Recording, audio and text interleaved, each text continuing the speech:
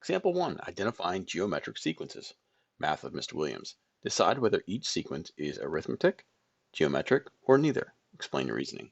Okay, so in the first one we have 120, 60, 30, 15. So what I'm going to use is called the common ratio, new over original, to represent the common ratio. So in that case, I'm going to go with the 60 over 120. I compare that to 30 over 60 and 15 over 30. So basically the new one you're going to, so I was at 120, that would be my original. I'm going to compare that to the 60. So the 60 goes on top for my new, 120 on the bottom. So when I divide each one of these, I see our common ratio is 1/2. So this is a geometric sequence.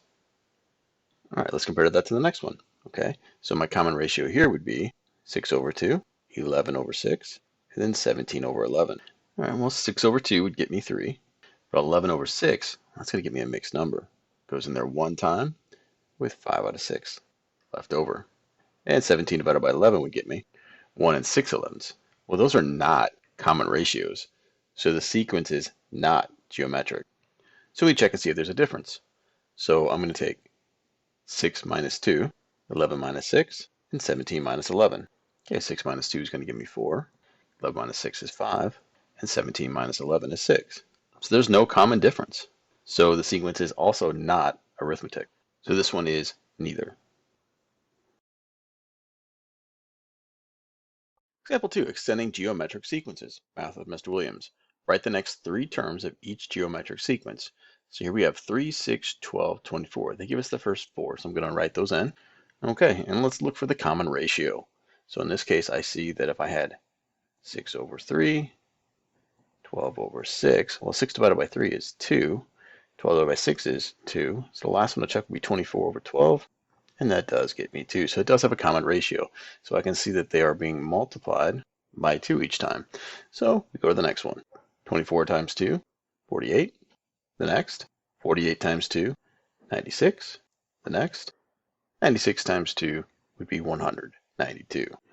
Okay, so on to B. Now this one's a little different because the numbers are decreasing and they're flip-flopping between positive and negative. Usually that means we're multiplying by a negative number. But let's go ahead and find our common ratio here. So let's start off by writing our terms in. And now we're going to look for a common ratio. So we have negative 16 over 64, 4 over negative 16, and negative 1 over 4.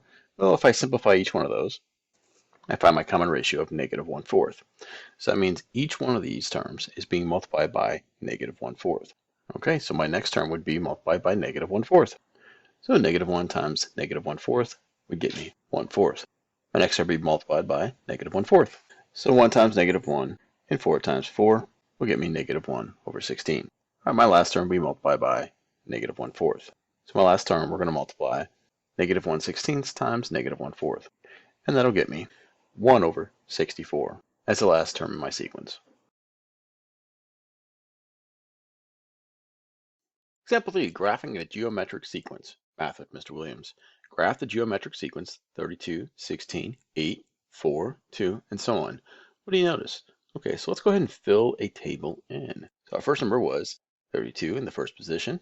And we had 16, 8, 4, and 2. Now from there, that's just ordered pairs. 132, 216, 38, 44, and 52.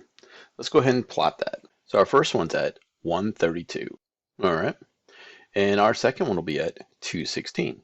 So over 2, up 16. And our next one's at 38. Then 44, then 52. Now if we connect our ordered pairs, we can see that our points appear to lie on an exponential curve.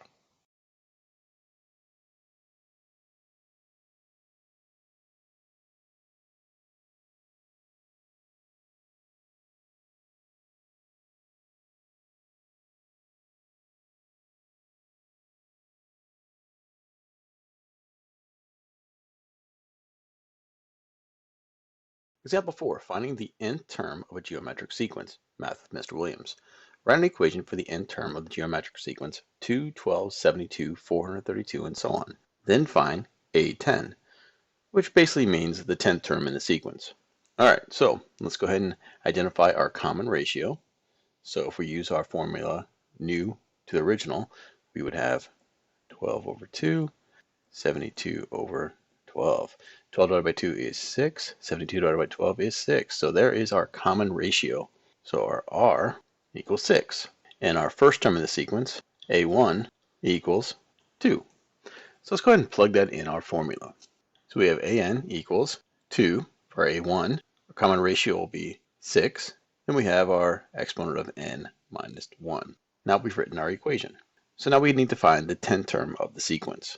So A10 equals 2 times 6 to the exponent of 10 minus 1. Well, 10 minus 1 gets me 9. So now I have A10 equals 2 times 6 to the 9th exponent. All right, so let's go ahead and write that all the way out. So A10 equals 2 times 6 times 6 times 6 times 6 times 6 times 6 times 6 times 6 times 6. 9 of those 6s. So let's go ahead and use our calculator now. And let's multiply it out.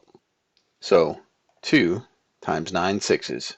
So times 1, 2, 3, 4, 5, 6, 7, 8, and 9. And that equals 20,155,392 as the 10th term in the geometric sequence.